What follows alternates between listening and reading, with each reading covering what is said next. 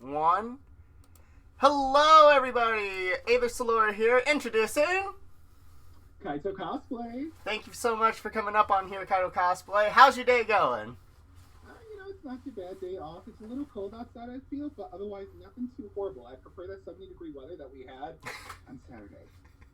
Right? A lot of people are ready for summer weather, but I'm just like, wait for the spring! We need the spring! We need to work on cosplay props outside. That's what it is. We need that heat, Right, and then at the same time, too, it comes down to, like, if you do a lot of spray paint, it's like, I need it to be warm. That and no wind too, because otherwise it's just gonna get everywhere. Right. The only time you want it to be wind, if it's a big prop, it's secured down, and you need it to... Although, if it's a really hot summer day and you're just hanging the props outside, expect bubbles. True. And then you're just like, wait, is it fully dry? And you're just like touching it, and you're just like, nope, it's not fully dry. Right? Oh my god, it was such a tassel when doing those type of props in the past, and you just had to dry it, and it was too hot out. It's like, no! Yes. I need light, but not this light! And then, alright, getting into the actual questions now. Sure. So, as to cosplay, what does cosplay mean to you? So I know from the derogatory term, of course, it is basically a mixture of costuming and roleplay. But for me, when it comes to cosplay, I think it's just about having fun. Actually, sometimes getting into that character. I know a lot of people don't really like to get into full-fledged, which is perfectly fine. But me, it's literally just all about having fun. And then even if you, like, whether it's you make your own cosplays or even if you pre-purchase them, like, it's just, again, mostly about having fun, in my general opinion. Absolutely, and that's a good terminology to actually use on the explanation of cosplay. I say, even I would agree with that. If you're not having fun, why are you doing this? And some people... Yeah, I mean, and that's the one thing, too, is just because, I mean, when it came to cosplay, like, I remember my very first one was Sora from Kingdom Hearts 2. And it was when I went to my first convention, I used to see all the cosplayers around, and I didn't know what cosplaying actually was. Yeah. And I went to a vendor, and they literally had Sora's costume just, like, hanging there. And I'm just like, oh, it's Sora from Kingdom Hearts 2. I want to buy this. So I bought it. I didn't know what wig styling was. I didn't know about I didn't know about props. So I'm just walking around this convention with Sora's outfit out with my short black hair like it is now. And then I learned... I am having fun. This is fun. Honestly, there's a lot of stores I've seen here lately. As what you just said, the vendor had the costume cosplay right there of, the whole Sora from Kingdom Hearts 2. And now I'm noticing even local stores being that they are either a gamer store or just in general certain clothing stores are starting to get cosplays in for sale. So now I'm seeing the influence after, say, COVID has really affected, like, cosplay is going to be coming back harder, stronger than ever, as what I'm seeing, even locally around here in Peoria, Illinois. It's crazy. Like, yeah, like, I mean, like, even in Chicago, I feel like there's a big amount of, like, cosplay shops, or not even cosplay shops, but costume shops. Yes. That you can just go into, and yeah, they'll have, like, regular costumes, but I feel like, just like with Spirit Halloween stores around Halloween, they're getting in, like, costumes from Naruto. I believe I've seen some from Kingdom Hearts, of course, Nightmare Before Christmas. Overwatch. And I mean, even Overwatch, yes, I think Fortnite, technically. Oh so my god! Definitely, like, so many! A lot has literally been coming up, definitely. Dude, like, no joke. Every year that I was working for Spirit Halloween when Fortnite started coming in, there was the base costumes, there was the skeletons, there was the Nutcracker, like, those were big ones, and then every year they kept bringing, like, this is this year's big, costume, but now there's, like, over 30 to 40 different Fortnite costumes at Spirit Halloween. I'm just like, oh my god, it's taking over.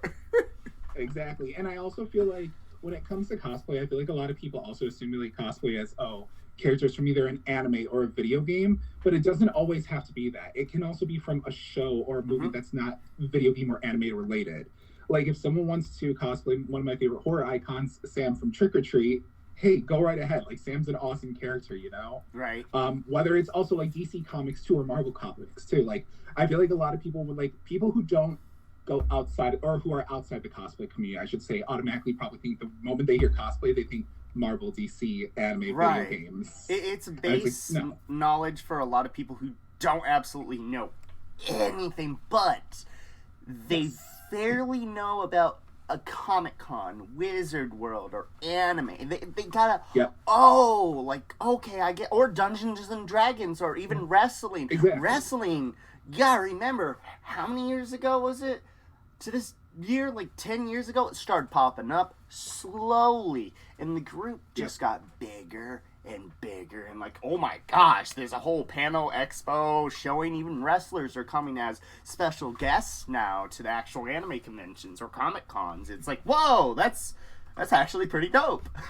Yeah, no, that really is. And like, I feel like from what it used to be before, I definitely feel like just the whole cosplaying and cosplay community has definitely expanded over time in a sense. Absolutely, and I feel like it's being more approached better since even after COVID, but even before COVID, they were kind of branching out, and there were some categories that was like, oh, why are they advertising like this stuff, like say Anime Central, for example? They were advertising so much, they were bringing like a huge crowd of people, but so many complaints of certain, not individuals, but a certain group of people that were just coming just to party, giving a bad name to the convention, but like as individuals, even if they are cosplayers, there's still that, bad rep with any type of thing out there, regardless of it being cosplay, gamers convention, idol convention, any type of convention, any gathering of public social interaction. There's always going to be those bad beans, but there's also, the good parts of everything. I can't just bad talk about one thing and not say something good, or vice versa. I feel there's usually always more positives than negatives, usually, in my opinion, as well. Absolutely, and it's just, when you hear more bad parts of anything, I ask the individual I'll hear from a lot. I'm like, so you associating yourself with a lot of the drama, the toxicity, the bladder, the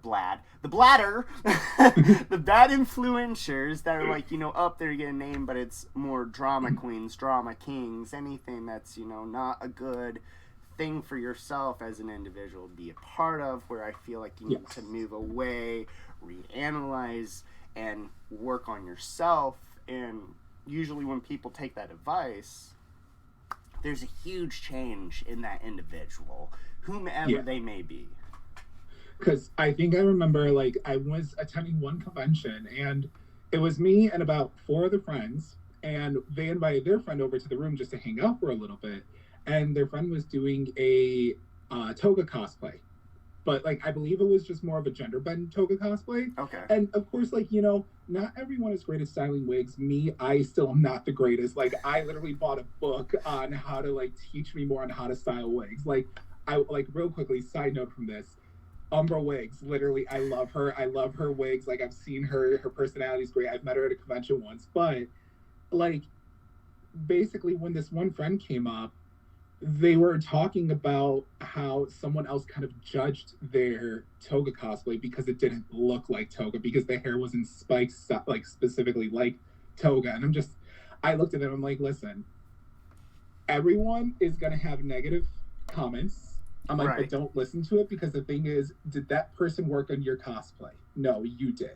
If you're the one who styled the hair, hey, go ahead, congratulations. Like, literally, everyone was a beginner at times. Absolutely. We all learn from mistakes, but at the same time, it's like, you can't also listen to negative comments, because then, like you said, it can completely change someone, whether it be someone's going to probably stop cosplaying, or they're pretty much going to be like, oh, you know what, I just don't want to really attend even conventions anymore.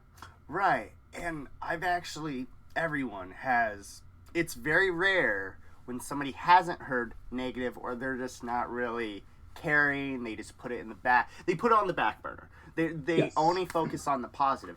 But as to advice I would give people out there is, if you hear those negative comments, try and educate that person, see if they get involved with it, where it's like, I hear more people that give the negativity aren't educating, or they want to, so the frustration that they built up is being lashed out, wrong time, wrong place, overall. And it would come down to where trying to educate the people, or seem like, maybe if I do work on, say, like a wig, maybe I can learn more on how to do that, which that negativity can be put into positive motivation towards it. Yes, definitely. Now, would it be okay if I show that book actually on this live stream? Yes, absolutely. Yeah, let me grab it from here. So you can basically get it off Amazon, or I bought mine from Ardia Wigs because I love Ardia Wigs. Of course, I fully support their wigs. They're amazing. Ardia or Epic Cosplay Wigs. They're also another good wig company. Yeah. But basically, the wig book was The Art of Extreme Wig Styling. And it was made by actually Cowbuck Crunchy's Cosplay. Oh. And it literally goes in just to the whole aspect of, like, actually teasing and volumizing. And it actually goes into, like, for example, if someone wanted to do a Dragon Ball Z wig, as we know they have those giant spikes that go upwards. They're so fun. I mean, like, literally, this book will teach you so much more than what you thought, because I never knew. So most wigs, all the wefts are sewn downwards, but from this book I read, they said if you want to keep the spikes going upwards, undo the wefts and re-sew them so that the hair fibers are going upwards, because then that way it's going to be easier to spike. Like I said, I never knew a lot of stuff until I literally looked at this book. They even go over, like, dyeing it in here. They actually have, like, a little grid in here showing, like, how many seconds and minutes, how the dyes will affect it. So literally, I mean, if there's anyone that wants to get into wig styling as a beginner, this book will definitely help out so much. I guarantee you. Absolutely. And even one other tip I could throw in there that I learned: when you get those full synthetic wigs, they're really shiny, very fake looking. Yes. The best way to make them realistic, and I even learned this from my mom because she's a hair beautician that's been doing this stuff for over 30 plus years, longer than I've been alive. Let's put it that way. She's going on to owning her own business for about 40 years. Okay. Fabric softener mixed in with the wig, let it sit over for 24 hours, and it will actually give it that volume, that voluptuous type of look of realistic hair. And then for the people that are always with the long, like Miku wigs or something, how do I get the knots out?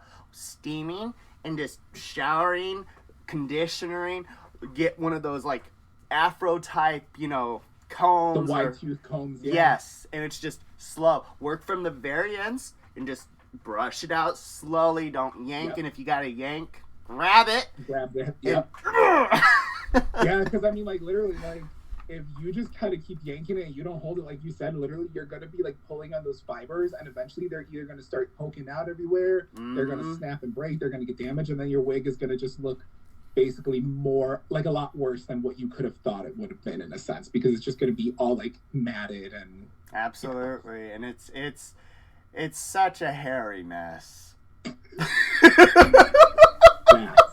Facts. Especially when you're cutting your wig. Also, little side note too, guys. If you ever want to cut your own wig, less is better, because if you cut more, obviously it won't grow back like your hair. So always start with the smallest amount first. And I don't even know, is there any way that you could actually add to a wig where you made an actual oops or SOB? So I feel like from this book, from what I've learned, actually one thing they talk about in there is, say, for instance, they say if you cut it too short in one section, you can actually go to another section that might still have a long weft, take out that weft and replace it with that one and just kind of switch them.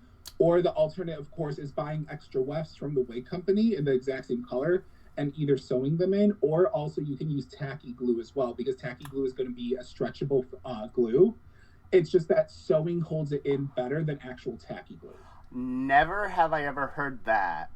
And I will remember that now. So if anybody says... I think for Valentine's Day, actually, so I wanted to get a hot pink wig with red wefts to kind of sew them in for just like a look. Yeah. And I was probably staying at least 8 hours just sewing in those wefts. And I had only 2 more rows to go. And I'm like, you know what? I'm just going to go with tacky glue. I don't want to stay until like 11 o'clock at night sewing this in. So I literally was just tacky gluing the whole thing. And it actually held. It actually did hold for my whole 8-hour work shift. Dang. And then as to how long, if they use the tacky glue option, how long would you say it would have to actually set in full motion? So if I remember correctly, they said once you apply the tacky glue, you want to put it in place and let it sit for about 24 hours. Okay, fair enough. And then the other thing, though, too, is because I believe tacky glue is washable. So you have to remember that once you wash your wig, if you do, you might have to reapply, which is why they always implement sewing is better. Right. I mean, if you wash any type of glue, regardless, unless it's like Gorilla Glue or Super Glue. Yeah, true. Or Super Don't use Gorilla Glue for your hair gel, guys. Oh gosh. And then on top of that with hair gel, what type of hair gel or hairsprays for wigs would you actually advise versus what I've done? Got to be or concrete sprays. What would you advise? To be honest, Got to Be glue spray is going to be the best one. Like literally, it's just favored by so many cosplayers, both professionals and beginners, and even in the book they even state it. So definitely Got to Be glue. A lot of teasing, blow drying, but then also if you want to make those spikes really pointy, you can use either clear tacky glue or clear gel. A lot of people say clear tack or clear gel is better, just because tacky glue, it can sometimes change the color of the fibers. And that's happened once before because when I did, which the photo you'll show later, when I did Genji from Kakuruyo no Yadomeshi with the Nine Tails, yes, I used tacky glue to spike the edges, and I look at it now, and some of those edges are more of like a yellowish tint. Ooh. So use probably, I would say clear gel is probably better than tacky glue. Now, would you suggest from Party City where they have that hair spray dye real quick that you can use for your own hair? Would you suggest using that on a wig? And if so, does it also stay or does it get easily washed out as if we were washing it out in the shower? So I can't say for certain if it's going to stay longer. Personally, to be honest, when it comes to dyeing a wig, since it's synthetic fiber, go to Joanne Fabrics and get the iPoly dye, and definitely with hot water, that's going to be the best way. What you can also do is you can always just buy extra wefts and sew them in if you're not really experienced with dyeing. Especially sometimes it can be very difficult when you have to do an ombre wig because you have to keep on dipping that wig in and out little by little to get that nice gradient effect. Oh, no. There's other ways they show in the book too. Like they say you can actually use Sharpie markers. You can use pastel crayons like for the actual hair, like the hair chalk almost. I was going to say, yeah. Will eventually start bleeding.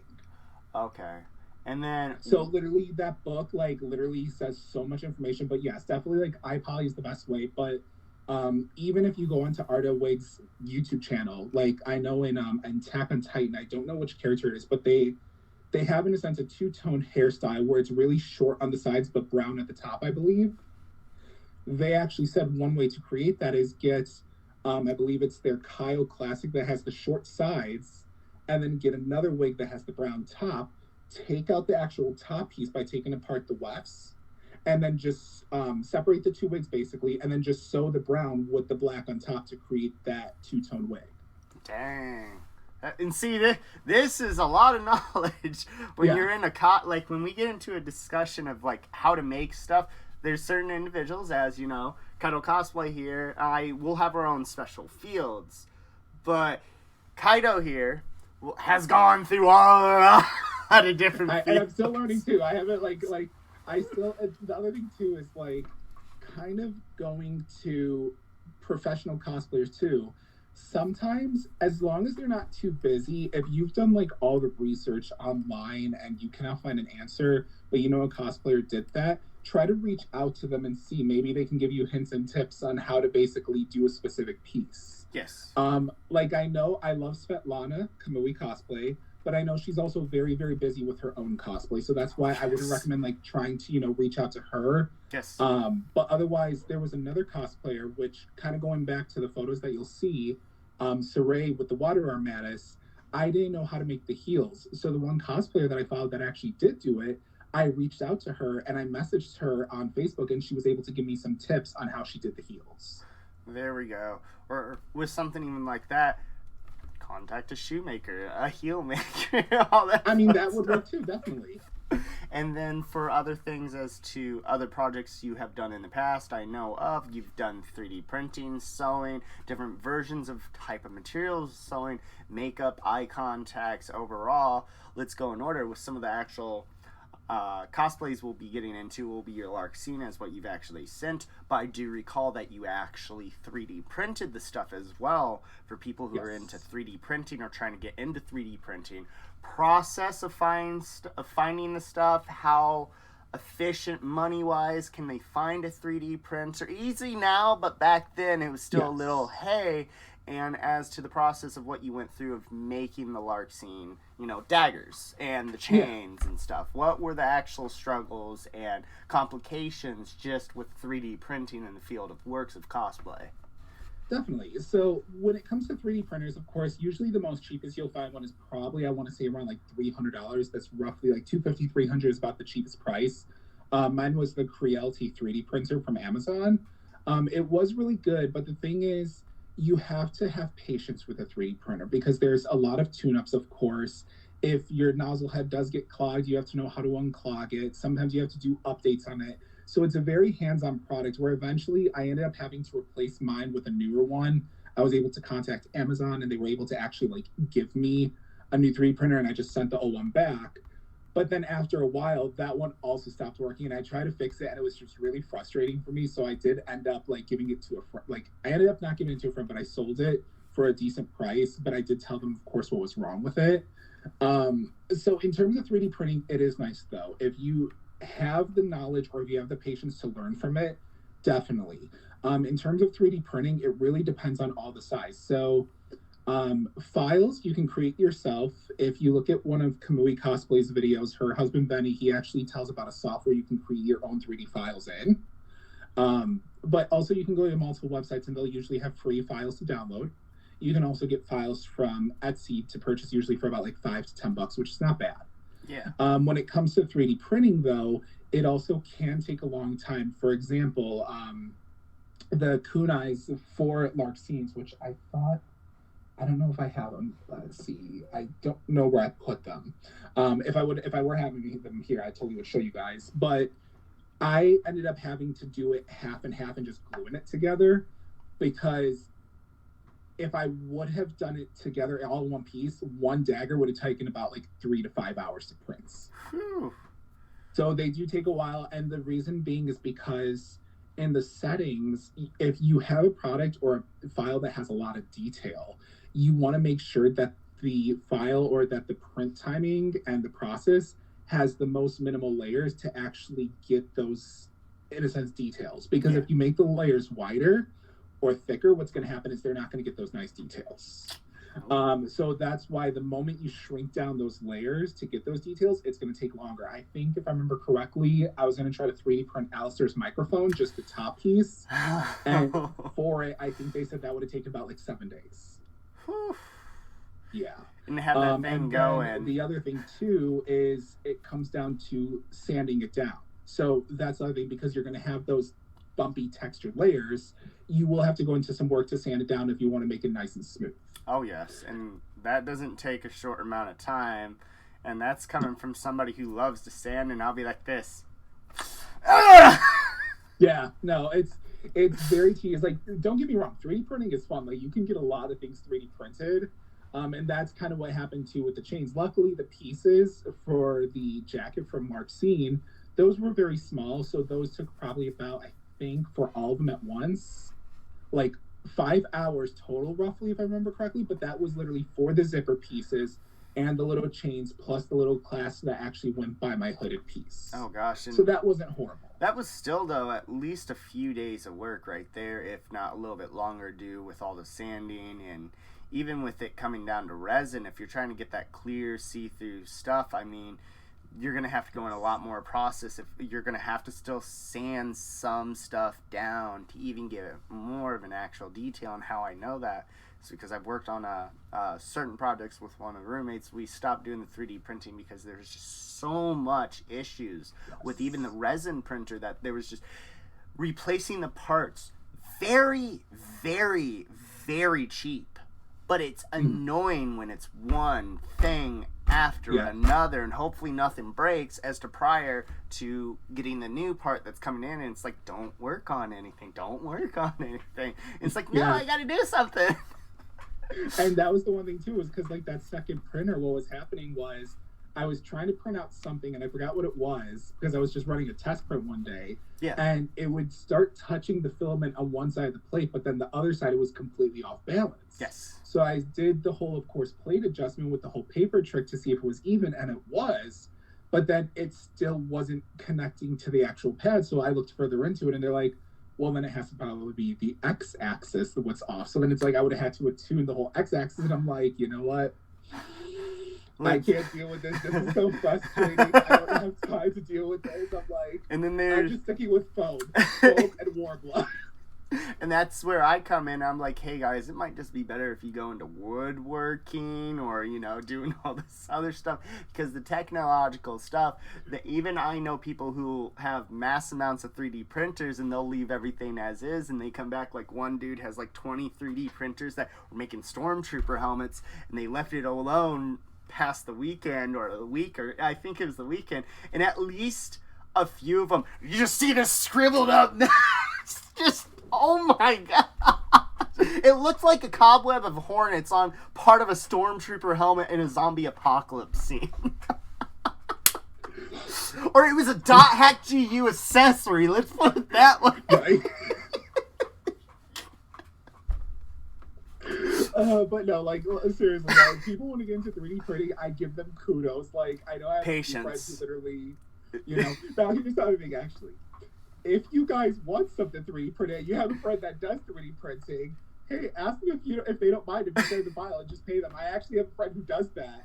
And one of the future projects that I want to do is actually the dancer class from Final Fantasy XIV. Yeah. And their weapons are these chalk ROMs, these circular chalk ROMs, and they have the file on Etsy. And I contacted them, like, hey, by any chance, would you be able to go ahead and just print these for me? So, I mean, that's perfectly fine too. And he said definitely he wouldn't mind. And I told him, I was like, hey, you know what? Just let me know, because on average, when I actually asked a library that did 3D printing how much it would be, they said it was about 10 cents per gram. Yes. Of the filaments. So, I mean, if you can go, here's the other cool part. So, say, for instance, if you're kind of wondering how much a 3D print would be if you get it from a friend, roughly, or a library, if your library does it, is download the 3D printing software for the system, even if you don't have a 3D printer, upload the file, and put in the base layers to get that really good detail, and it will actually tell you how many grams of filament it will use. That's good. And then usually you can just times that by like 10 cents in a sense and say, okay, roughly this is how much it's probably going to be. Right. When you actually bring the effort, work, knowledge to somebody to actually do it, there's sometimes the base pay of like what they have to do regardless. They're trying to make sure they're making money still for their money of spending on material, the time that it takes, like, and that's where negotiations would come in. Like, hey, I've done all the work. I actually downloaded the program, like you just said, to actually send to you. I did learn that even the library over here that does the same stuff as 10 cents, how much would it be if you would actually do this, if it comes down where I have to sand it or if I have to pay you to do the work. Now, remember everybody, minimum wage. By an hour. It'll be $20 an hour. Brought up minimum wage. That's what a lot of people don't know either, is sometimes they probably wonder how much is a cosplay artist or a crafter going to possibly even charge them, and like you said, minimum wage. So the thing is, it also probably depends on how much experience they have. Oh, absolutely. Because literally when I first started cosplaying and I actually had to make an outfit for someone, I didn't know how to charge. Right. So I looked up videos, I looked up information, and they literally said, hey, start with minimum wage first.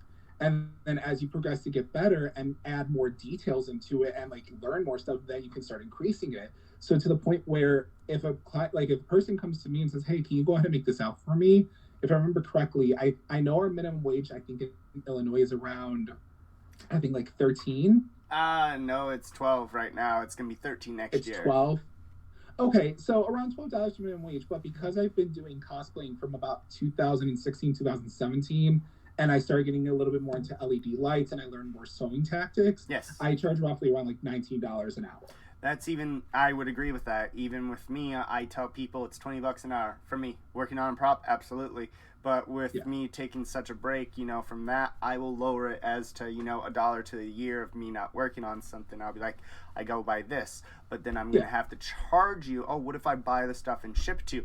Well, then I'll say I'll cut that much of product out, but I will, as what people say, like, if something costs you, for an example, if you go get, like, acrylic paint, a little bottle, how much does that cost? Now, with how much actually quantity of ounces, you go by that much of how much you use out of it, divide that up, and then how much you actually have to keep in stock. How much do I have of this? And hopefully you're not going through all of it, but if you are, you got to at least double the price of what it costs to get you that, so then you can go replace it and still make the profit of actual stock and demand. You ain't going to be getting, and then not ever in my life, I did do this at first, but don't ever give somebody a discounted price of what it costs you to go get that at a discount, because it's not always going to be there. As even from learning from my mom, who says, no, you got to charge the full amount of what it costs for like hair toner. She has to charge you for that full price of the bottle plus another, because she has to keep it in stock. How is she going to make money off of that? Yeah, and that's the other thing too, is like when it comes to also just like sewing or even making props, of course, because we all use Dremels, again, 3D printers, resin printers. It also comes down to the fact of the maintenance of the machine as well. Absolutely. That's the thing. For example, a lot of people who don't sew too much realize, or sometimes won't realize, that if you sew a lot, technically, rule of thumb, you should get your machine tuned up 1 to 2 times a year. Absolutely. And if you don't know where to actually get them, ask the store that you bought it from. If I brought this in, do you guys do maintenance? Or, where even my other brother's sewing machine, I had that for years. I had that in my early college years. I only recently, in the past couple years, had to throw it out because it finally, like, after transporting it so much, that light bulb didn't survive even that long. Those light bulbs never die. I wish it was like that for every light bulb. But it was just like, the most basic things, don't ever bend. Don't ever let your little metal rod that holds the thread on it ever bend, because it will just be a worse of a hassle later on. If you bent it once, here's the thing, don't ever touch it. Don't ever touch it. Don't put it back down. Just leave it as is. It's like, if you really need to touch it, or if it bothers you, take it to an experienced person who can possibly fix it. And if you try to take it apart yourself, don't. I would just advise don't. That's true. Because there's warranty. For a reason. And that's the one other thing too, is because like also there's so many different machines out there these days for sewing. There's sewing machines, there's sergers, there's embroidery machines. Oh, absolutely. And literally, I mean, I know one of my other favorite cosplayers, oh gosh, I'm drawing a blank. Chemical Cosplay, or Jackie Cosplay. She did the Astrologian level 50 weathered Welcome gear from Final Fantasy XIV. And she is a proud owner of a PFAF machine for embroidery and sewing. I looked at one of those because I'm like, I would love one of those. And then I'm like, isn't that like in the thousands? Like $3,000? $40,000 for a machine. I'm just like, my goodness. But like, kind of going back, because the thing is, like, if you don't tune up the machine and it breaks down, and let's just say, for instance, you bought this like a year or two ago, you just wasted $14,000 on it. Whereas I know, like, my embroidery machine that I just took to, I think I took it last year to tune it up, it was about $250 for the tune-up. Yes. Oh my goodness. Oh my god. I know I asked them about for the serger, because it's definitely a serger overlocker, so it creates those professional like seams. That one, they said it was about $175 for a tune-up. And then I think for a regular standard machine, it's about $100, I believe. So if you guys, everybody, our best advice, if you're just now getting into sewing, I would suggest make sure that you have all the basic things. The machine threads it for you. You know, you put it around the needle, where you load up all the thread. Don't get one like I just got a new one. I didn't realize it didn't actually have the little thing that comes down and pulls the thread through you. So I have to thread it myself all freaking time, and it's annoying. So those little silver things you see that come with the little sewing kits that has the little wire, and people wondering that is, keep that, because it's gonna be useful for something like this.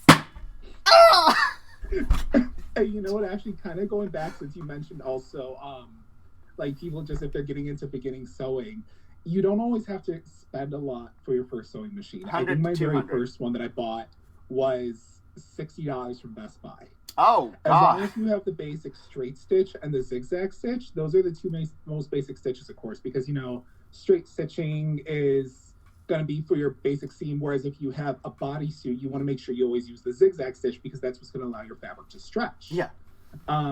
But then also, like, another tip is just make sure you also research the fabric and the needle that's required, because not all needles work with every single fabric. Nope. Too.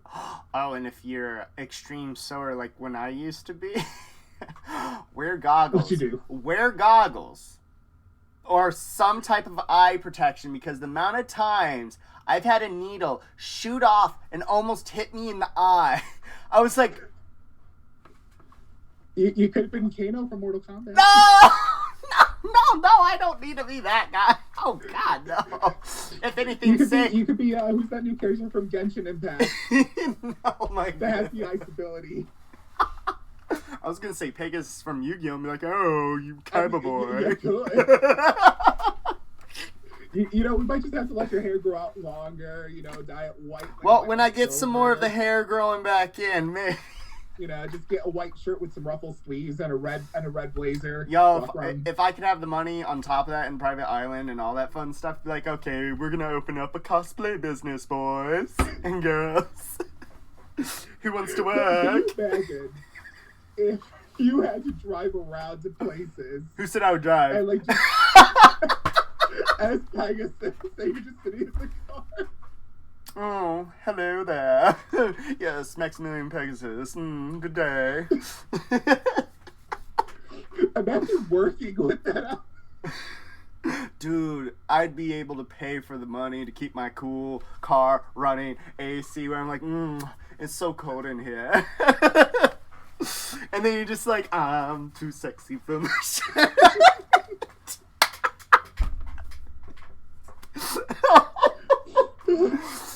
Can I get some peanut butter? Just extra crunchy. Maximilian Pegasus. Boy. I see. So you have a friend next to you. And what's the second name? Yugi boy. Yugi boy. Oh, it's Joey. He doesn't even say, oh, Joey boy. He's like, oh, Joey. Got some haters out there. I see you didn't like my tunes. So we're going to turn your red eyes into a tune. Not my red eyes. Oh, no. Brooklyn Rage.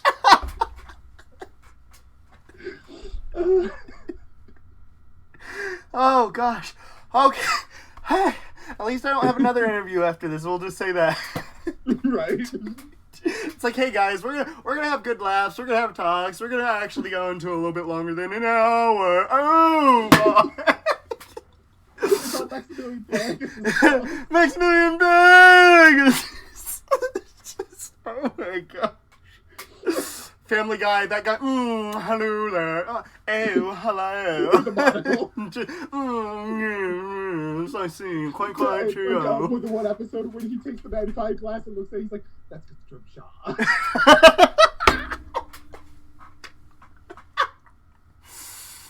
He'll look through that little bottle of Scrimshaw and be like... Oh, I'm honestly still surprised they haven't done too many Yu-Gi-Oh parodies in Family Guy. Did they do it like once or no? I think it was. I don't even think they did it once, to be honest. I was gonna say I could see Peter just dressed up as Pegasus and be like, good job, children's card game. But then who? Oh gosh, Meg would be Weevil. Oh. Why does no one like me? Oh, I wonder why. You bug everybody. Or it's, oh, Yugi. Lois would be May. Oh, no. Or not May, My. My. Yo, now we gotta think of characters that their names are May and My. May, My. I got it. Stewie could be Yugi. And Brian would be his grandfather. No, they actually got a grandpa. Remember that? It would be Peter's dad. And be like, Yugi, what are you doing? Get over here! No. And what would Chris be? He'd be Tristan. Just because of how bad he is. Or no, it would be Quagmire that would be Joey.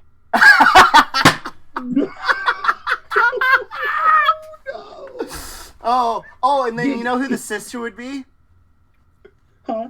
You know who Taya would be, I would say, let's put Bonnie as Taya.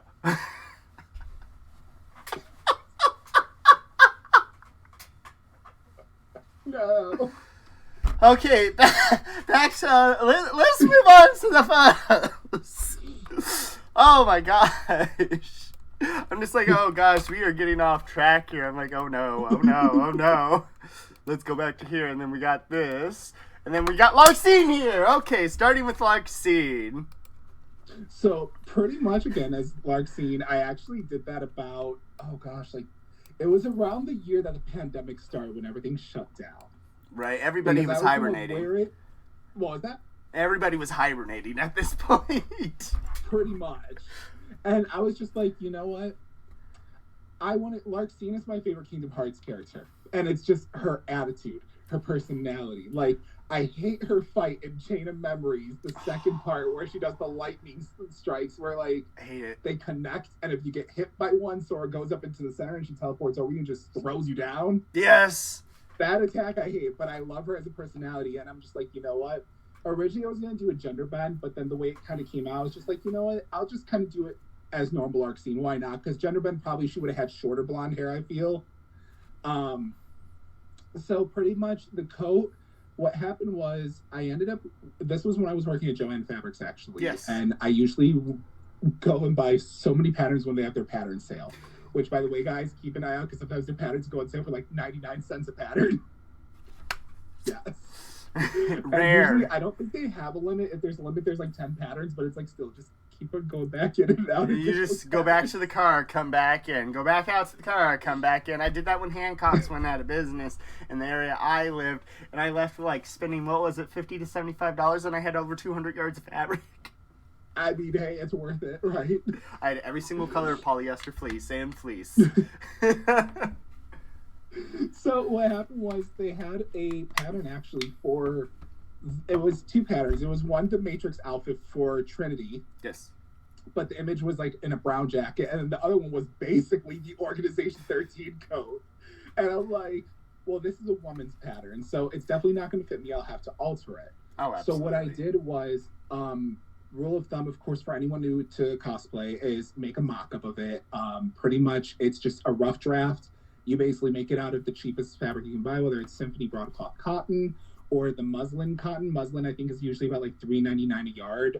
Symphony, I usually get it when I get a coupon for like $1.99 a yard. And I just did that, and I tried to I basically sewed it all together according to how the pattern was on the widest stitch with the lowest tension to make it easier to pull apart. And what I did was, after I tried it on and actually added in the inches to completely cover my body, I ended up actually taking a marker and just drawing on it to find out where the seams were. And I actually looked at a reference image from Kingdom Hearts 3. And after that, I basically just cut the pattern out, made a seam allowance, and then I actually went ahead and made a second mock-up just to make sure it was going to work. Yeah. And in terms of the flowiness, because if you notice a lot in Kingdom Hearts, people love kicking around Sora, literally, specifically Larxene. When Larxene kicks Sora, the bottom of the coat is very flared out. Yes, it is. So what I found out, I was looking on YouTube on how to do flares, and someone said you can add in a godet. So what a godet is, basically, you cut out a line where one of your seams are, and you basically add a triangular piece of fabric in between. So that way, when it kind of folds downward and you're standing upwards, it looks like your natural coat, but when you kick, it actually flares out. Yes. So therefore, you're not adding so much fabric on top because you're still keeping that form, but you're adding more to make that flare. And that's the one thing about any type of robes or cloaks a lot of people got to realize. You don't cut just straight down, because if you do that, you're going to be like... Yeah, to create that flare. You're going to be doing a pencil walk. Just you need to be able to stretch me in like sweatpants. Otherwise it don't go anywhere. You be wearing tights at that point. You ain't gonna do anything really. And we ain't talking about Bond from the 7 Deadly Sins tights that can actually amazingly not rip his pants unless he's getting blown up. I was gonna say, like, this man, like, he has the tightest clothes on. It's like, dude, you're fighting here and everything. How is that scene not popping? I mean, as much, Vaughn is just a character. Like, I think he's one of my favorite Seven Deadly Sins character, but it's just because, he's a good-looking guy. Can't wait for the new series of the Seven Deadly Sins and Four Horsemen of Apocalypse, which are their kids, which I found out. I'm like, oh my god, let's go! I have to watch the second season, actually. I only watched the first season. I haven't caught up. There's 4 seasons.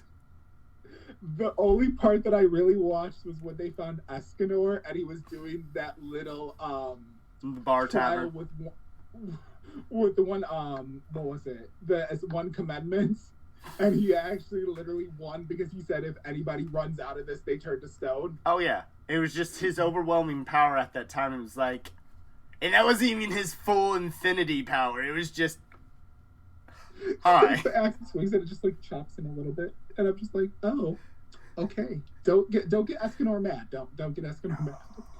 No. But yeah, kind of going back to our scene. So the fabric that I used actually for this one was one of Yaya Han's pleather fabric because it was actually really nice and flowy. The zipper I actually ended up having to buy online because the ones that they sold at Joann and I looked everywhere else like on Amazon, it was very hard to find the length of the zipper. Oh yeah, that's... So I ended up literally just buying that. I forgot what website it was. I think I just Googled it with the length of it and was able to find it. And what was really nice too was because their zippers are really big. Like, they're really big teeth zippers. And I was able to find one. And that's another thing to add on to the zippers. I would say if people are getting into the sewing, go for like a good 1 to 3 years. Do sewing. Nothing but sewing. You may hate it. You can do other things. But to master an actual craft, it takes years. You don't get good after one try and you're good. No, you gotta learn that machine inside and out, and then do a different project. You could be doing a skirt, you could be doing a pillow, you could be doing a bouquet. You could be doing the hardest, most complex type of actual outfits, idol costumes and wedding dresses. I mean, there's one girl I follow on Instagram who does amazing dresses. She actually made a quarantine dress where it was like 12 feet in diameter. And I'm just like, girl, kudos to you. Like, literally, your dress. She also did a rainbow wedding dress with rainbow roses. Beautiful. Ooh. Yes. But yeah, like you said, definitely, like, start off with first working with your machine, just getting fabric. Like, even if you have a sheet at home that you no longer use, say you don't want to go out and buy fabric, use that. If you have a pillowcase you don't use that to kind of practice. Yes. And just, practice the lengths, the widths, the tension, the different kind of stitches, because some machines have decorative stitches on there. And then, like you said also, I feel one of the easiest projects is a pillow. Yes, it truly is. Absolutely. And then always, when you go and get the cotton, or if you go to a Chinese buffet and get chopsticks, they're going to be the same thing. You'll get, like, chopsticks. You need to learn how to tuck in the actual fabric so it looks like nothing's sticking out, which is an actual big thing. And if you are attempting, going to, or thinking about doing a cosplay contest, make sure all the seams are properly, unless you want to do hot glue, which I've seen somebody take a placing with nothing but hot glue. My very first outfit, which we'll go into that when you show it, but my very first outfit. It's even then, sometimes hot glue does save the day. No joke. Always keep your hot glue and hot glue sticks. Get the big ones. Don't get the tiny ones. Get the big ones. They're more affordable. Back then, they were like $20 to $30, so it wasn't always an affordable purchase. Now they're like $8 or $10, $12 for the big giant. And then don't get the mini glue sticks. It's so annoying. Get the big one. And then there's the people that'll buy the big roll of glue stick, and I'm just like, no, just get the big stick. You don't need this loppy-sized, roly-poly looking thing. Well, here's the one cool thing. So I follow Kaba Crunchies on Instagram, and she posts a few videos on there. There's a website that literally is dedicated to hot glue for cosplayers, where they don't even make just clear. They actually make black and silver hot glue. And you can actually use it with EVA foam, and it actually sticks really, really nice. Like, whereas if you use regular basic hot glue from a craft store, it's not going to hold. Yeah. But this one, like, she actually demonstrated, like, she was pulling apart the foam pieces, and it was holding. So once I find out that website, I'll let you know in case if you want to put it like in the comments section. That I would really like, even in my personal arsenal. I'm like, yeah, I was like, oh my gosh, bookmark everything and label what it is in your computer bookmarks. You will be surprised how many things you wish you had saved, or even save it on the computer even after you bookmark and label, like in documents of links of going to such and such, like categorize it. Even in the old library system where they did the little note card tab things that you pull out the whole drawer, and you're like, do that if you have to, because it's a system that works. Just don't get it disorganized. Nope, definitely not. So we don't get off track again like last time. We'll kind of go back to the Larcene real quickly to finish that one up. So kind of going back to the coat, the gloves, also very easy.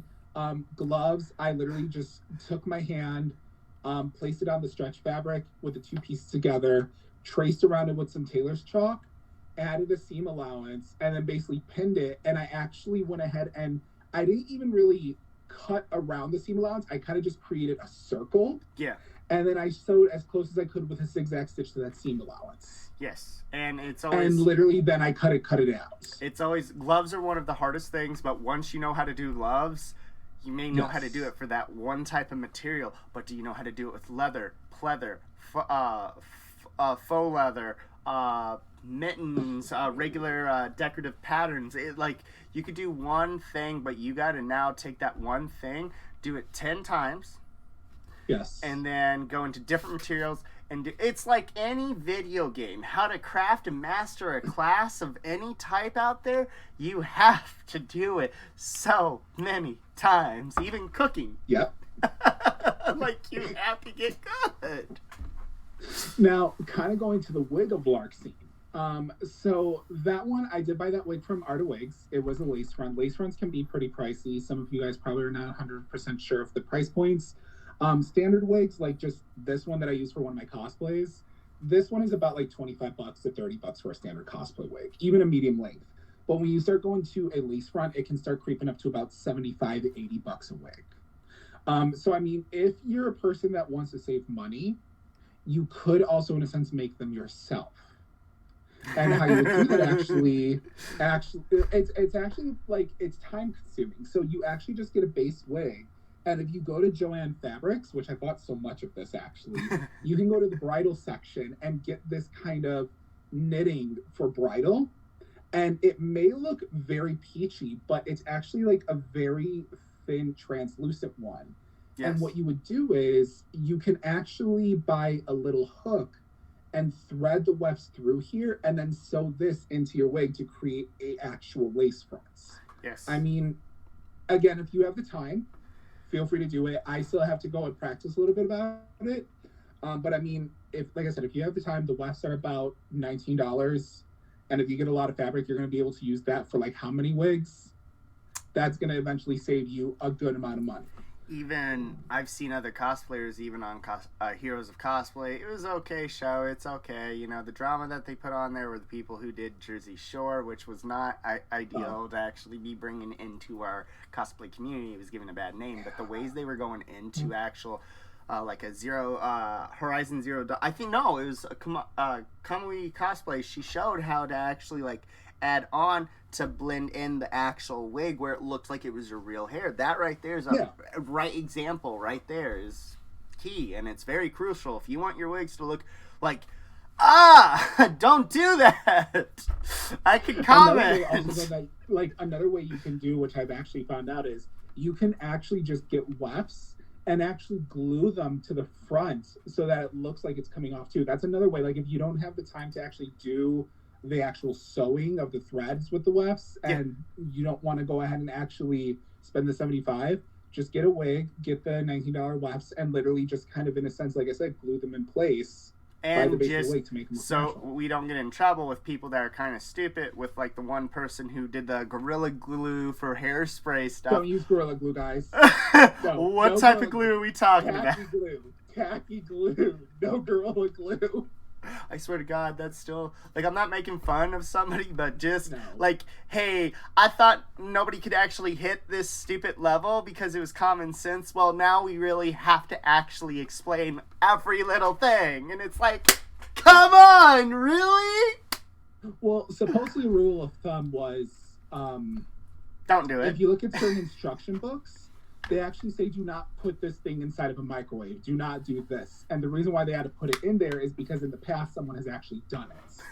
So I guess in what I think it was my PlayStation 2 or PlayStation 3 manual, it literally said do not put the system inside the microwave. And I'm like, who did that? I want to know.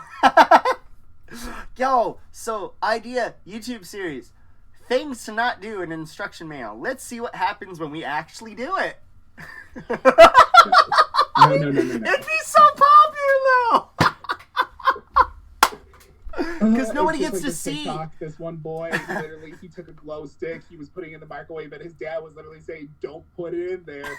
He still did it. He takes it out. He shakes it, and the thing literally busted in his face. Woo! And he was screaming. And his dad was like, "I told you not to do it." And I'm just like,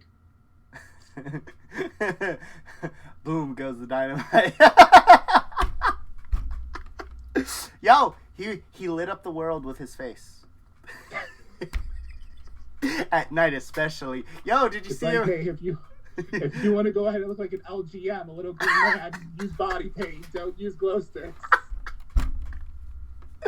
Alright, so to the next one. The one with the bow. Yes. So Saray's Kamui Armadas, or his water Armadas from Tales of Zestiria. That was, in a sense, my very first cosplay that I actually sewn. So that was the one that I did reach out to that one cosplayer, of course, about. The pattern, of course, I just bought Yaya Han's cosplay pattern from McCall for the men's bodysuit. I did have to alter it. It was also my very first time making props. So literally, like, all the little details was my very first time working with foam. For a first time, like, actual cosplay of sewing and getting to foam work, I think it came out really, really nice. I got a lot of compliments, and I literally was receiving photos. Like, people wanted to get photos left and right. That's the one thing about even cosplays. Even if you don't know what it is, always, first off, before you ask to take the picture, ask them, what are you cosplaying? What is it from? Get the information of that. Well, then may I please take your picture? Don't be taking a picture and then ask what it is, because then as the cosplayer, people have done that to me, and I'm just like, then why did you take the picture? like I would have actually liked to have told you what it was. But even with, like, something like what you're wearing as the cosplay here, it's going to get a lot of people's attention. Like, whoa, that's so cool. It's so big. It's so shiny. you actually kind of got that right. So what I feel like in the cosplay community, like, if you are a cosplayer who actually wants to, like, say, hey, you know, I really like to be that cosplayer to, like, get the photos, you know, to actually do photo shoots. What I've noticed is if you do a very simple cosplay of a character who's not popular, most likely you're not going to get photos asked. Go to the photo shoots. The moment you do something dramatic like this one, or like my Genji with the Nine Tails, people are going to literally start asking for it because they're going to see the detail, they're going to see the look of it, they're going to be like, oh my god. If you're, of course, a really trending popular cosplayer, of course you'll get photos too. But even, say, for instance, if you do have a somewhat simple cosplay but it's still a popular character, example, Adi from KDA when Popstars came out, you know, it was such a hit music video. It's such a simple outfit, but she's so popular because they all love the whole blacklight look. It may look like a simple cosplay, but to find that, you ain't gonna find those. At the time when it came out, there was no way of getting that. And but I guess there's a lot of things that people use that cosplay for more into the adult level now, but it's like, please do your cosplays respectfully and responsibly, and on your own time, do what you want to do, but and that's the other thing, guys. If you wear a bodysuit, whether you're a Marvel hero or any kind of bodysuit for men, Spanx. Please wear a dancer's belt. Dancer's belt, Spanx, double layer it, triple layer it, regardless of how what you came in the world with. Please cover appropriately, because even if you get invited to events or I've seen people who have not done it, I'm just like, dude, go put some shorts on. And that's like, here's the thing, is same thing, like, I know when I did that one first, I just had some champion leggings, and I knew it still was not going to hide anything, because I didn't know what a dancer's belt was. To be honest, and I'm going to be upfront. And literally, what I found out was when I literally washed my champion leggings, I saw that they had a pouch, like literally a little slip pouch in the front. I was like, I'm wondering if I could do this. And literally, all I just did was I went to Joann, bought some of that really nice, like soft foam that you can use for cushions. Yeah. Cut out a piece and just slipped it in there, and it actually worked. Oh. So sometimes if you guys don't want to get a dancer's belt, but you have workout leggings, check and see if they have that little pouch, because then you can definitely just go ahead and do that and slip it in, and that would work. I thought that was for something else. No. I mean, like, it probably is, but I mean, like, I found another use for it out of it. Yo, that's or in most cases, but it's very uncomfortable. You could always wear a cup. Yes, that is true too. But I feel like that feels going to kind of pronounce everything like shape wise. But as how they do it, it's like when they first came out, it would be like, here's the thing to cover your private areas, as for guys. Yes. And they would have like two like stretchy things that go around the butt cheeks. I'm like, this is so uncomfortable. And then they decide, oh hey, let's make underwear versions of this stuff. I'm like, thank you, because I'm tired of getting in music class, I don't want a G string up my butt cracks.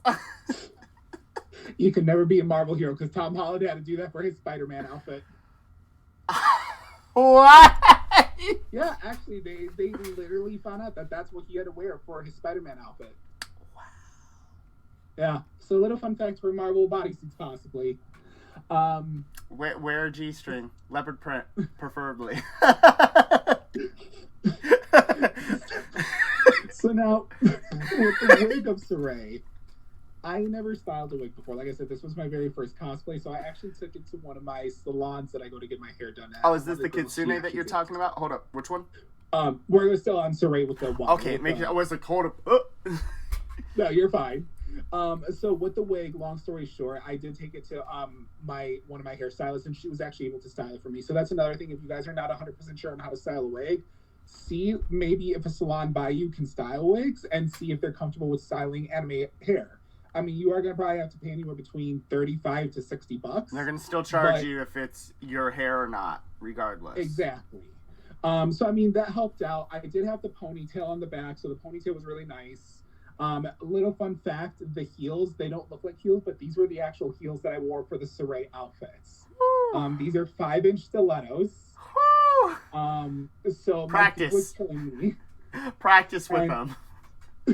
The reason why they don't look like heels in there is because because in his outfit, he has only about an inch heel. So what I ended up doing was putting foam between here and then making a sleeve over it like a boots. Okay. And that's what I did. But walking around on concrete floor for 8 hours wearing these things, every lady cosplayer, every female cosplayer that I saw wearing heels, I went up to them and I said, I give you kudos for walking around in heels, because I now know your pain. When I went to the hotel room and took these off, I was just like... No, it's they kick them off at most parts. And, fun fact, these are returning for a future cosplay, which we will talk about later. All right, so now on to the Kitsune. Yes, the Nine-Tail. Yes. So that was Genji from the anime Kakuryo no Yadomeshi. This one was a pretty simple cosplay to make, actually. They did have a male pattern from McCall's for the actual outfit. So what I did was I just made the top two forms of it, a white and a light blue. The light blue, I added an invisible zipper for it so that the base of the tails could go underneath it. Oh. And then the harnesses would be underneath the blue top so you couldn't see it. The pants, of course, I made myself. The sandals I did buy from eBay, and the socks I bought from Amazon. The tails, I ended up using, I think it was about 6 to 8 yards of white faux fur. That stuff, guys, is not expensive. So if you guys ever need to use white faux fur, please try to get it when you have a 50 or a 60% off coupon at Joann. Don't last minute shop. Naturally, what was that? Don't last minute shop for this stuff either. No. Because if I remember correctly, I think it's literally $40 a yard for white faux fur like that. Jeez. So I got it with a 60% off coupon, so it was about $16 a yard, but for the fur, it still came up to about $250 for all 6 yards. Literally, I drew out the pattern on wrapping paper, literally laid out my faux fur, made sure that the fur was going in the right direction of the nap, of course. Oh yeah, absolutely. Literally traced on the pieces. And then what I did was, they say you can use a razor cutter. I use the scissors, but here's the thing. When you use the scissors, be very careful with white faux fur. You don't want to make the giant snips because then you'll actually cut the fur. You need to just cut the actual base of the fabric. So you need to go and do very small snips. Oh, absolutely. If you have a box cutter, it tends to be a little quicker. But the thing is, same, you got to make sure that you're not cutting too deep into the fur because once again, you're going to cut off the fur. Right. So what I ended up doing was I sewed them all together. Also, when you sew them, make sure that you're pushing the fabric on the inside as you're pinning so that the fabric's not sticking outwards. Yeah. And then I got a big giant wooden piece, drilled a hole in there and used a very thick rod and pointed it upwards. And I basically stuffed all the tails with polyfill. And what I did was I went ahead and put that one main tail on the top piece.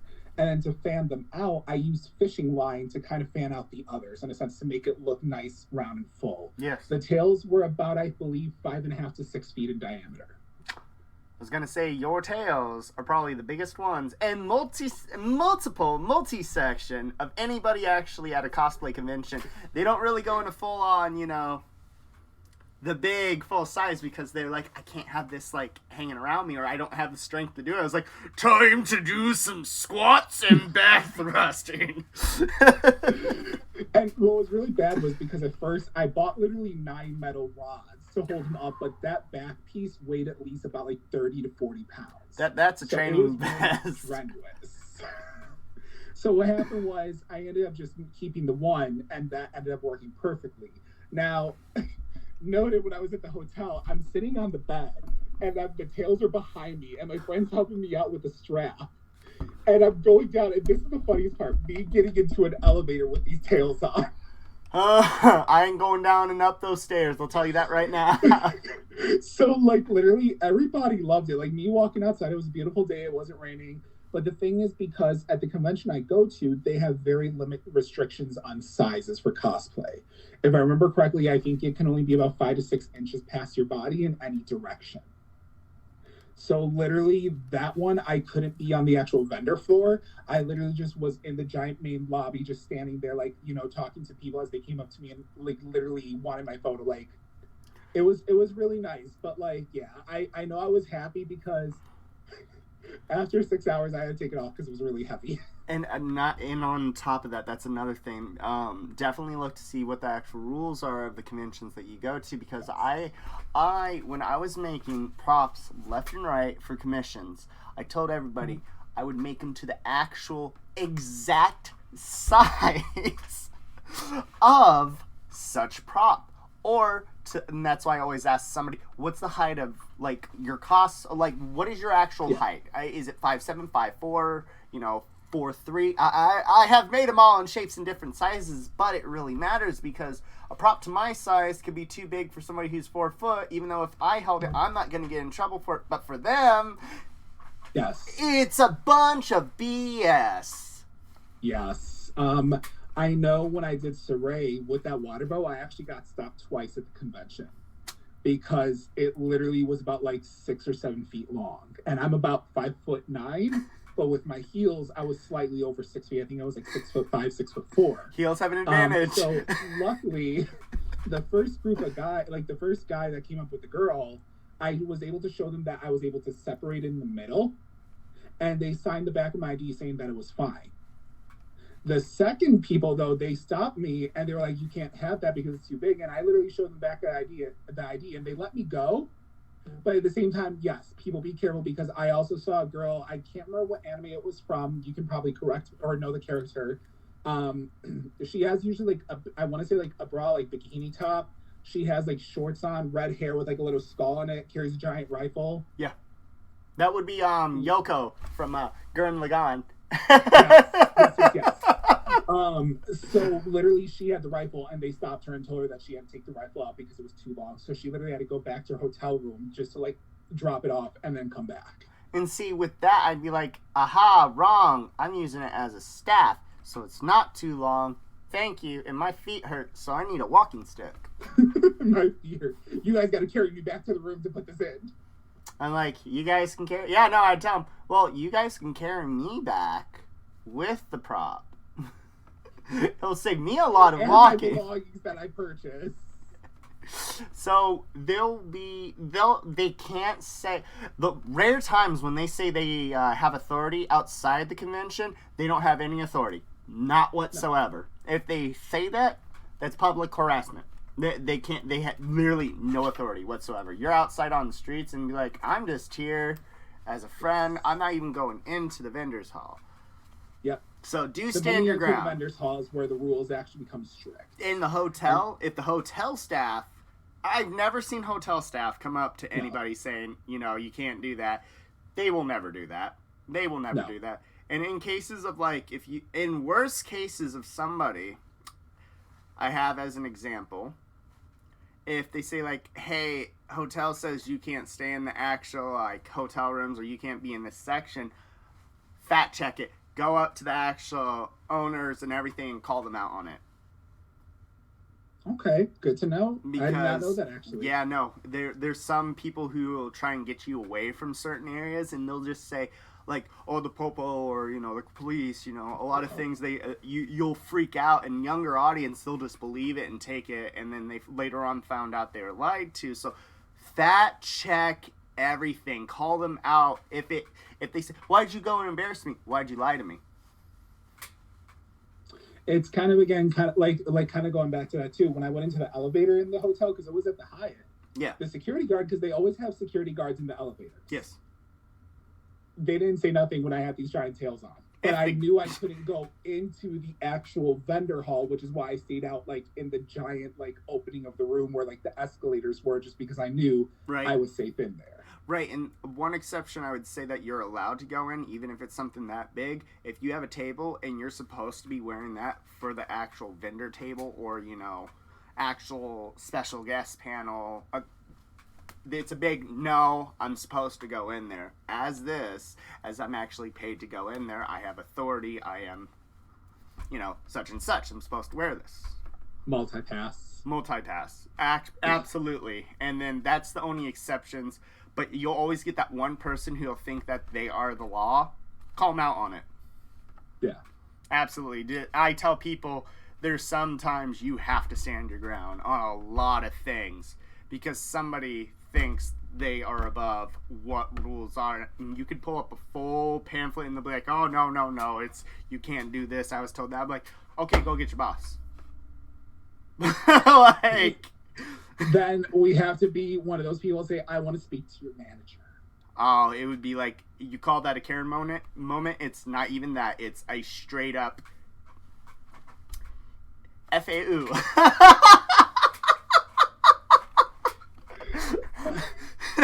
How do I say this? I'll get pinged on that one later. So now to the next one. From the Tales of Berseria, yes. Berseria. So, Yenfu was my very first cosplay that I actually made on my own. So I bought Tales of Berseria, and literally I just saw this cute, adorable Norman with his giant top hat, and I loved his personality as well. How adorable but tough he was, but then he was also scared of this one character, and I'm just like, I want to cosplay him. He's cute. So I didn't know anything about sewing. This is the time I didn't have a sewing machine, so I literally bought a purple sweater, purple scrubs, white felt, and hot glued the felt to this sweater. I did that with the Pokemon breeder cosplay I did before. I didn't want to sew that on the apron. I just cut out the actual fabric for Buddy and I, who were both doing Pokemon breeders. There are some ideal moments that the cosplay was funny, but at times I'm just like, I should have kept that, See, the worst part though was it wasn't a hot glue, it was the E6000. Oh no! That's never coming off. That is never coming off. Oh, advice for people that do glue like this, make sure you get it not on the edges only, make sure you get it everywhere. Take your time, don't try and spread it and rush it. Take your time. And if you're using E6000 or contact cement for foam, do it in a well-ventilated area, please, because literally those chemicals, those scents, if you breathe them in, they can actually go ahead and do more damage than you think. And it won't be immediate. It'll be long-term. Yes. So literally, I mean, I will say this. When I first, again, started cosplaying, working with contact cement, I used to do it in my room with my windows open. That wasn't enough. It was still strong. Like, people in my house were able to still smell it. So again, please do it outside, which is why one of the cosplays I'm working on right now, I really can't continue on the prop because it still is 30 to 40 degrees outside and snowing. Right? Actually, oh man, it's just like it snowed, but it's already melted. Oh, not over here, I don't think. But still, like, it's not a good day to do cosplay. I'm outside. like looking outside the window right now, and I would actually see a pile of snow where it's at, and I'm like, oh, I guess either we didn't get it or we did get it, and it was very minor. But with Bienfu, definitely, like, the tail, I literally, same thing, kind of just cut out the pieces, glued them together, flipped it inside out. I literally used ribbon as a belt to tie it onto my waist. The hat I actually did out of foam, and then I got felt and covered it. I used buckram to make the eyes because I did ask a few friends who were actually furries on how they do the fursuit helmets with the eyes. Yeah. And buckram, which, another fun fact, guys, buckram, not only can you use it definitely for mascot eyes, but you can also use it to, in a sense, stabilize your outfit. So if you need to make those giant popped up collars, literally put that in between your fabric with a few metal wires, and you got a very solid collar. I didn't even think about that. Collar. That is actually really nice. So I didn't know also how to make a piece inside the hat, so I literally just used a headband and I glued it to the inside. And I just remember, like, the pose that I always would do, because he didn't really do that many poses. I would always do the one when he's going back and forth like this and talking. So hi everybody, how you doing? I don't know what to say. Oh, I'm hungry. Can you give me a sandwich? And on the second day, though, the headband broke on the inside of the helmet. So I was doing this pose to hold up the hat. Or I'd be like this, like, hey, can you give me a jelly-filled donut? Pokemon style. The wings, I literally went ahead and I made out of wire, like literally glued a little E6000 and cotton around it to make it look more 3D on the bone structure, made it out of red felt, literally made a simple harness underneath. But yeah, I mean, that was my very first cosplay, and literally, like, that I actually made in a sense. And to be honest, I would love to actually go back and redo it, since I know how to actually do more stuff. Like, I would actually make it as a bodysuit more than an actual two-piece, and I would actually do the hat completely different. And honestly, a lot of people would still call this very professional, like hardcore. So, like, yo, I wish I could do that. I'm like, I can teach you, but I gotta charge. I can teach you, but but hey, the biggest thing we'd also suggest when you're doing your sewing projects, include a lot of pockets. A lot of pockets, yes, man. Pockets, yes. And I mean, here's the thing. Even if you don't have pockets on you, if you have a prop, again, use that prop with a pocket. I mean, like, say, for instance, I mean, if you have a prop, like, that's a spear, and it's supposed to have a bag on the end, if you want to just fill it with stuff, to make it look full, hey, fill it with a bunch of things. Like, you have no idea. Like, one little fun fact is, if you're getting to cosplay, you definitely want to get those photos taken up. Anyone who has combination skin real quickly, like me, and gets oily with makeup, blotting sheets or blotting powder, so that way you don't look like a shiny disco ball during your photos. Put that inside that bag, and you're all good. You don't want to look like Saitama. Oh, shing! You don't want to look like you just smothered a pound of bacon grease on your face. Blotting powder, blotting sheets are just amazing. Can you come put the suntan lotion on me, please? And then we get to your Kaito cosplay. Kaito from Vocaloid at Barnes & Noble with the ears. And who is the person next to you as well? So the person next to me was Hachiochi P. This was about in 2014 or 2015 when actually the Vocaloids came over and did a tour across the United States. Hachiochi P was there for his song Blue Star, which was his most recent song that he came out with. So it was at a Barnes & Noble's. Basically, if you bought the CD, which was about $14 or $24 with all the songs from the concert, including Blue Star, you got to take a photo with him, as well as listen to his speech and also get his autograph. So I still have that CD. I am not willing to give that up. Because you'll never get that again. No. I will cherish that memory, like, literally. It's in a safe. So when it came to the cat ear headphones, I just put those on. Necessarily, Kaito doesn't really have cat ear headphones. It's just that I felt they went a little bit more with the aesthetic. As for the actual cosplay, in a sense, that was my first cosplay that I did professionally, but not the first one I made. So it was the one before Bienfu, but I had that cosplay custom made from Amazon. Like I literally sent in my measurements. The wig I also had styled too for again the same person who styled my Saray wig did that one. Makeup was the very first time I actually kind of got more into makeup for cosplaying, and I mean it was very fun. Like the pants were a little bit big, even though I gave my size. So be careful. That's a little fun fact, guys. If you are going to order custom made cosplays, see if they're looking for it in inches or centimeters. It matters. It Yes. matters. And ask them what type of measuring tape thing they're using. Are they using UK? Are they using Chinese, Japanese, USA, South America, Europe, Russia? Like, they all... Apparently an inch is different in every different country. Well, we're gonna have to put that to the test for my most recent cosplay that I had custom made. So we'll see. I mean, I gave my measurement inches. We'll see if it fits. Centimeters? Otherwise, we're gonna have to probably go ahead and lose a little bit of pounds, or like, you know. I actually will go with both measurements, even when it comes down to prop making. I'm like, nope, we're gonna get the inches and the centimeters, because I'm even trying to learn how Celsius and Fahrenheit works. As like right now, it'd be like, oh, it's like 17 Celsius outside right now. Or no, it's even less than that. It's like 8 or something like that, because it's like 30 Fahrenheit, and it's like... Well, see, this is what's weird. The coat fit perfectly fine, but the pants were the only part that was huge. And I'm just like, what? And I said it in both inches and centimeters too. And I just gave it like an inch, like extra. That's the one thing, guys, too.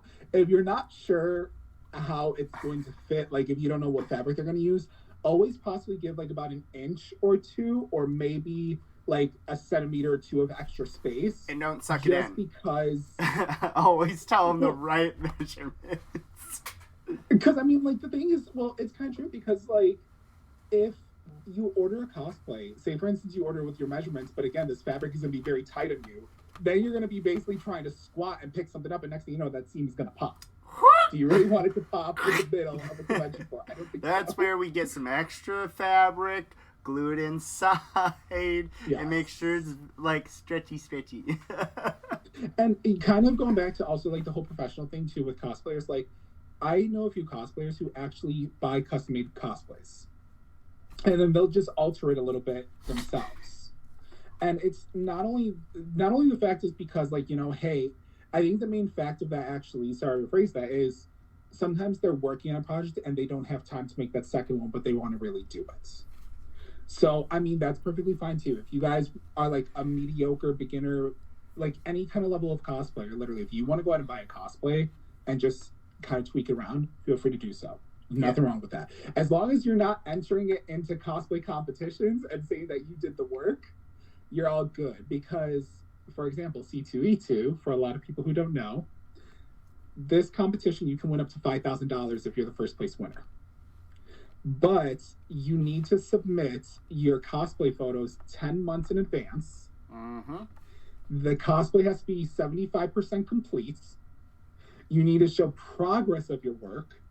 Plus, it has to basically count in all three categories. And that is seamstress work, prop work, whether it's foam or 3D printing, as well as special effects such as fog machines or lighting.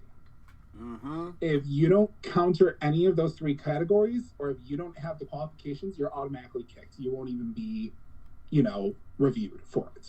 Oh, absolutely. So, and that's the thing too, is because they're going to ask you those questions. Like, they're going to be like, what kind of fabric did you use? Like, how'd you go about this? They're going to really ask you this. So again, please do not, because I don't know if the penalty is if they find out that you faked it and just bought a cosplay, if they're going to be like, well, you're disqualified for every convention, and if the word's going to get around. So I don't know. Oh, absolutely. Like, that's the world championship competition. Yes.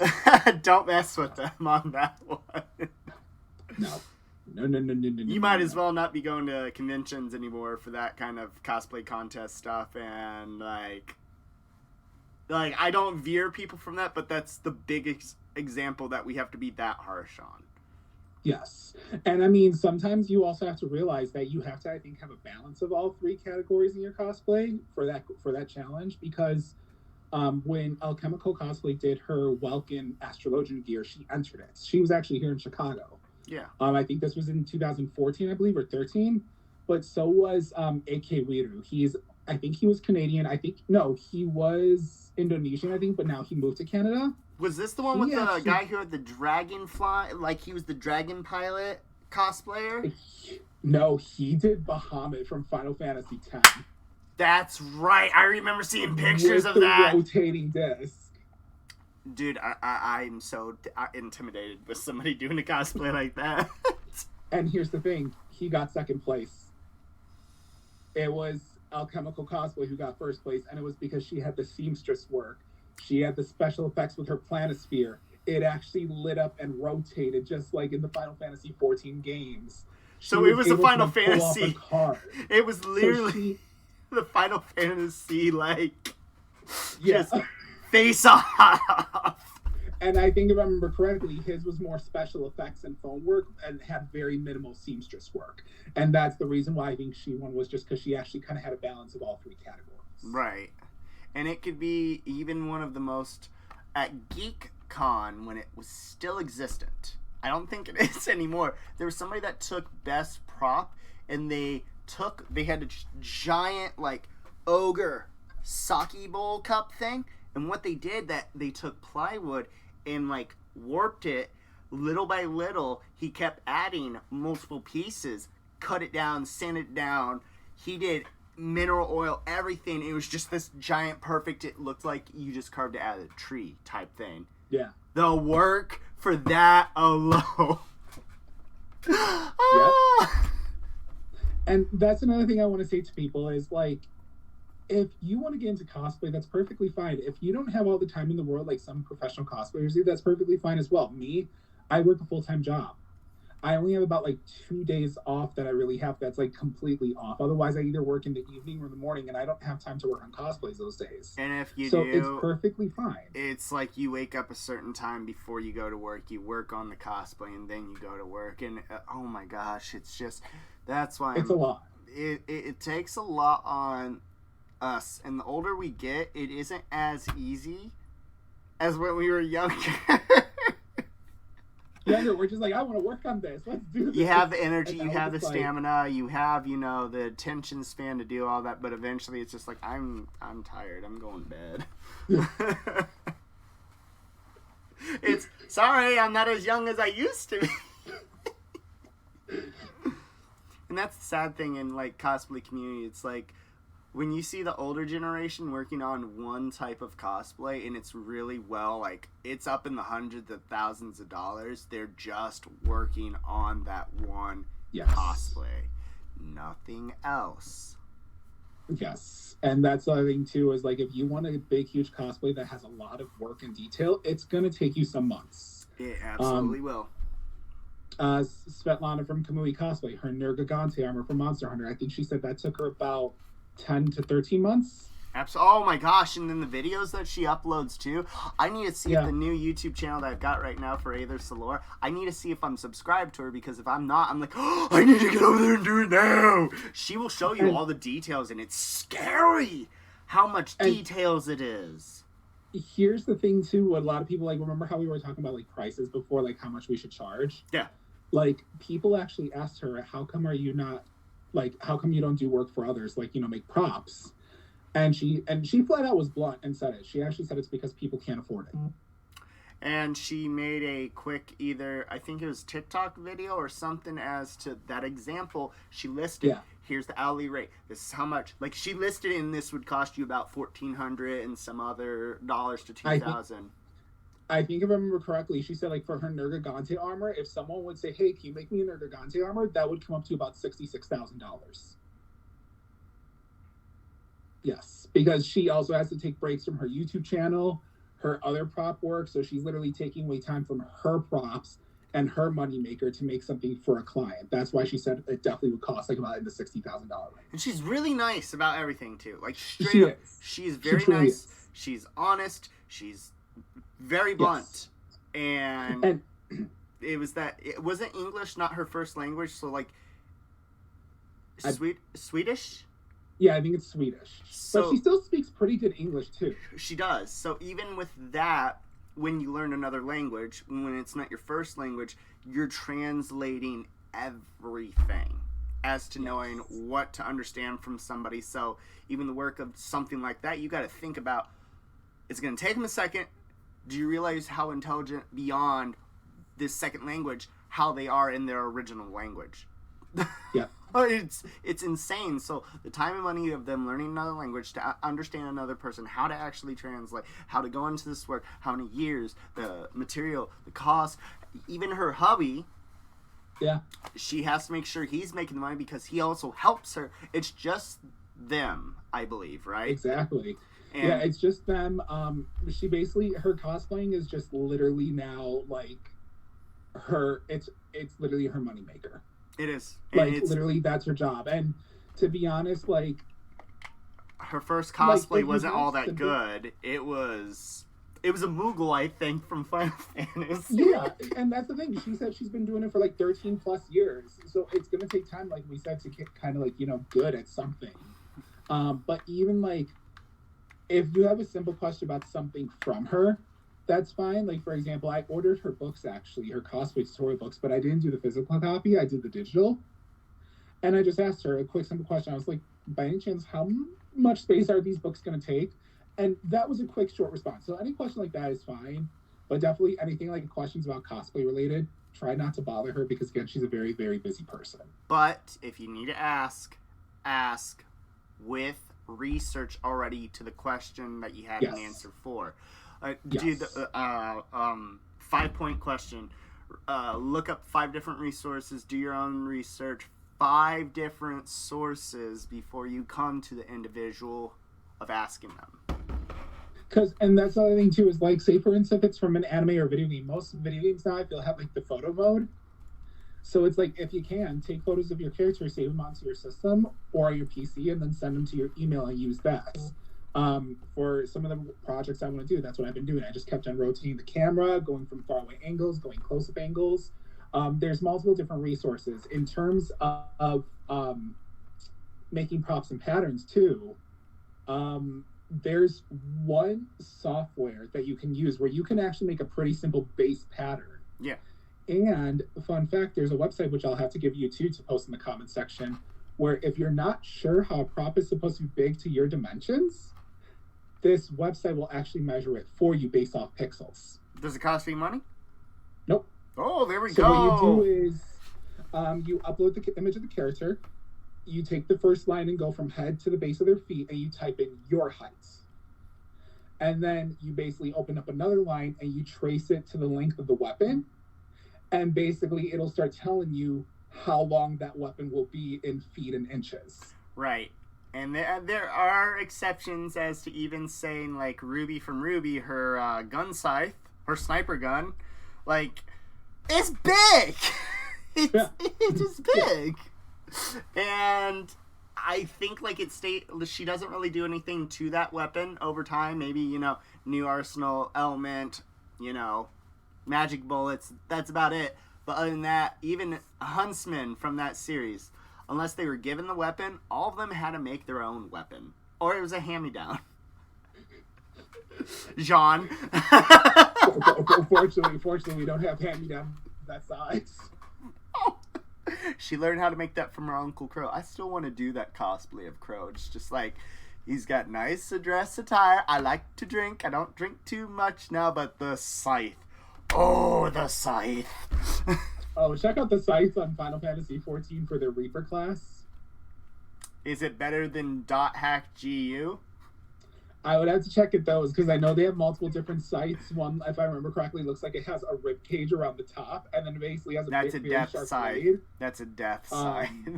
And these scythes, I want to say lengthwise, they're they're obviously a little bit taller than what your height would be. So for me, it'd probably be about 7 feet long. And the blade, if I remember correctly, is probably about 4 to 5 feet wide. Why don't you ever take this to a convention? Let me see if I can fold it up in a car. Also, convert We your look at you, props. monster. Huh? Convert your props to be able to break them down. That's what I started doing for even big League of Legends weapons. I made it where, hey, I'm going to show you how to take all of this apart and how to put it back together. And again, and then again. Because this is a one-time show. Here's a video of how to take it all apart, too, if you need to know. And I mean, Kamui Cosplay, she did do that with her Zenogre blades in one part. From like the actual blade to the handle, she drilled little holes into the PVC pipe and glued in magnets, so that way when she clicked it, the magnets would hold, but then you could pull it apart to dismember them. Or disassemble, not dismember, disassemble. Well, you know, dissection, tomato. And then with the Saray water, with the Kamui Armatis bow, I literally just had an adapter in the middle of the PVC pipe so I could pull them apart. And magnets, well worth for the investment, and not weak magnets like on the fridge. We're talking about like, get some pretty. Like, they won't move. Yeah, like that one dude who does the magnetic slime and stuff, where he says like he'll show how powerful his magnets are, and if he doesn't put something in between, they just break on contact because of how much force. Don't go to something that extreme, but something close. Do that, your props are gonna just break from the magnets. Go like, oh. We have a magnetic bipolar effect on this prop now. It just will go. How do you get stuff to shoot out of your cannon? Magnets. It's like, does this have the exact same force if you put a negative or a positive and positive together? Will they just shoot apart? Does that mean it's gonna shoot like a hole in the wall? Oh no! Just go like, let's try this. 1, 2, 3. Oh. Make sure no one's standing near those. What happened to the pigeons? Oh, I don't know. No. Make sure no one's just standing around when you're doing that. Unless it's your mortal enemy, then go ahead. You want to give him a hole in one. Add a little golf ball flying through after. Oh, that's an immediate right through the head. So, all right, to social medias is where people can find you online. Where can they find you? So pretty much just Instagram at the moment. I have 2 profiles. One, of course, is my regular one. One is, of course, my Kaito Cosplay one. Just because, of course, the whole pandemic, I created that Instagram around the time the pandemic started, so I don't really have a lot of photos in there. I don't think any at all, to be honest. So no one has to follow me at the moment because literally it's just been like, you know. So follow him. Feel free if you guys want to, but at the moment, like, there's just really nothing on there. I mean, like, I had a third one for my shop that I used to run, but again, like, since starting back to work and like the whole now mask mandate where you really don't have to wear it, kind of stuff started falling down. So I'm just like, I don't really do too much on my shop anymore except for cosplay props. Yeah. Or if someone needs something like that. But yeah, currently just definitely on Instagram, which would just be the Kaito Cosplay. Right. I mean, if you need to make some KDA masks, people would come to you then. Right. Well, see, the thing is, I used to do a lot of sublimation printing, and yes. I bought that also to kind of help out with the cosplay. But then my printer got clogged, and I tried to unclog it with a solution, and I even tried to buy new ink cartridges, and it literally did not work. So I'm just like, that was shortly lived. I'm like, I had it for 2-3 years, and now it's kaput. Did you have? I was going to try to make Dakimakura.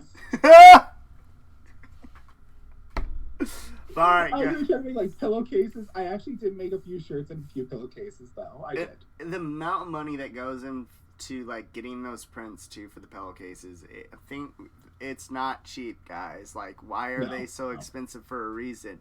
You do it yourself and find out why. Also, not trying to go and badmouth a site, but don't go to everdakimakura.com, I think it's called, or something like that. I'd have to double check. Because the Dakimakura is on there, they're just stolen images from the websites, from Google.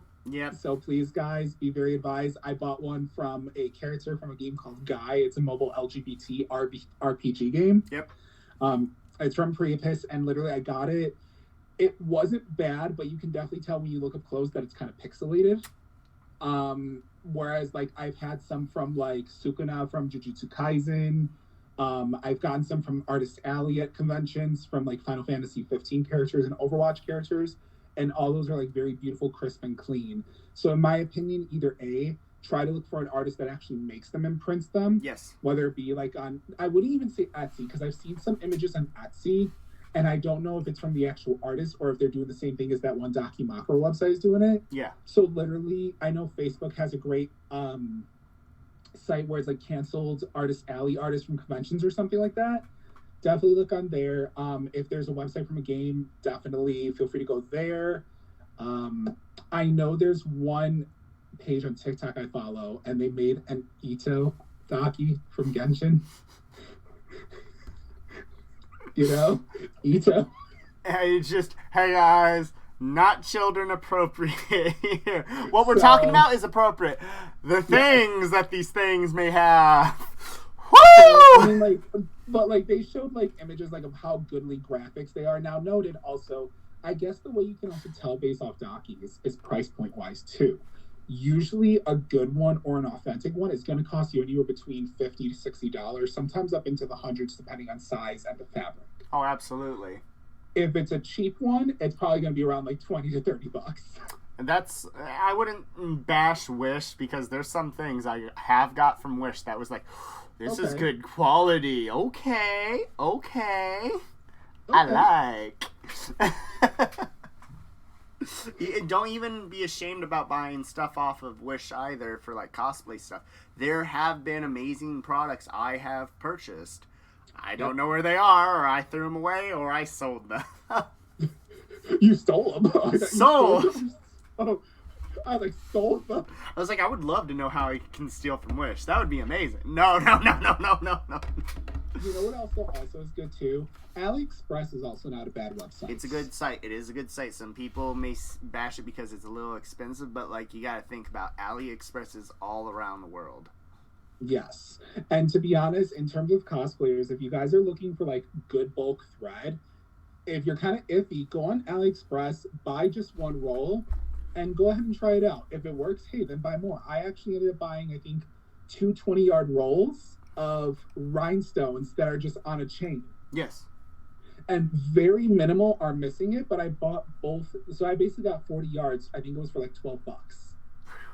And see, that's another thing too. Like that would be a great example of like, don't expect to get it in perfect. It's the transportation. Something's gonna fall off. Hopefully, it's in the box, so then you can just add it back on. But other than that, let's go ahead. Any other type of sites that you could actually advise on people wanting to go to actually support any charity, fundraising, businesses? I mean, besides, of course, like I said, I think definitely Ardia Wigs that I can know about, just like in terms of like cosplay wise, Ardia Wigs, Epic Cosplay. I'm trying to think about any other sites. I want to say that's it that I can think of for now. I was gonna say like Easy Cosplay. I've heard mixed reviews on one cosplay that I ordered from them. Once I get it, I can definitely let you guys know exactly how it was. I'm tempted to order something here soon from them. Being Father Near, somebody did tell me, hey, go to this website, or I'll send you the wig site. I think is a different one, but if it's the same one, it's where I'm gonna order the wig from as well. So then I can actually learn how to do that, because I may enter that in Anime Iowa cosplay contest. Yeah. So I mean, definitely. I mean, like I said, Easy Cosplay in terms of like actual cosplays, like.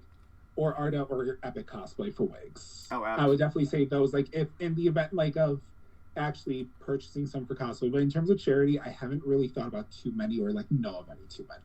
Okay. So, yes. Other than that, everybody, thank you so much for tuning in. This was a very long interview, but I give everybody free range. We're going to talk about nerding out, everything about that kind of fun stuff. Things will change a little bit here and there, but thank you so much, Kaito Cosplay, for coming up on here. You're welcome. A little hint of what's coming up in the future for a cosplay. If people don't know, what could you hint past that? Let's see. Final Fantasy 14, and it's a class that deals heals with the stars. There we go. I still got to play it, and we'll discuss that later after the interview. That'll be another hour of talk. Yes. So other than that, everybody, thank you so much for coming on in and staying tuned, and you'll all be able to see, you will all See it on YouTube on AetherSalora as well. Follow up on the actual social medias in the description down below. Support everybody. Support Kaito Cosplay. Support me. Support your other people. If we got advice on anything else, we will have shortly videos in the future for that, for future projects. I can't promise because I don't want to fail on those promises. Other than that, tune in next time, Girl Scouts, and we'll see you later. Bye. Bye.